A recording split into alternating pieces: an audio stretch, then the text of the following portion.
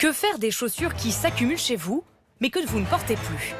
Certaines en très bon état, étincelantes, encore rebondissantes, ou d'autres totalement défraîchies. Alors, au lieu de les jeter, pourquoi ne pas leur offrir une seconde vie sur le net ou en boutique pour regonfler votre porte-monnaie? Un marché en pleine croissance et ce géant français de la chaussure l'a bien compris. Dans 60 boutiques comme celle-ci, les clients déposent et vendent leurs paires. Donc celle-ci, c'est une paire d'une cliente, voilà, qu'on va vendre au prix de 31 €. D'accord. Qui a été bichonnée par nos soins, nettoyée. Vous voyez la semelle à l'intérieur, elle est vraiment toute neuve. Impeccable, ouais. Une bonne initiative, selon cet habitué de la marque. Ben, c'est moins cher.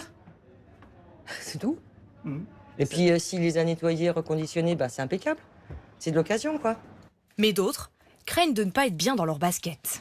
Porter du cuir qui a déjà vécu, c'est quelque chose encore avec lequel je suis pas très à l'aise. Ne sont reprises que les chaussures en bon état. Le client, en échange, reçoit un bon d'achat. Après nettoyage, elles sont bradées jusqu'à moins 70%. Par exemple, cette bottine à 170 € neuve est quasi similaire à celle-ci vendue 73,50 € en seconde main. La différence, forcément, comme elle a été portée et que sur celle-ci, on est sur un cuir glacé, il y a un pli de marche qui ne trompe pas, qui est présent. De toute façon, il faut savoir qu'un pli de marche, au bout de quelques semaines à avoir porté votre paire, il arrivera dans tous les cas que vous l'achetiez neuve ou que vous l'achetiez de seconde main.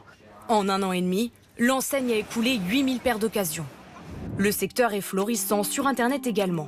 Sur cette plateforme, les baskets se vendent particulièrement bien. 800 000 annonces, 13% de recherche en plus en un an.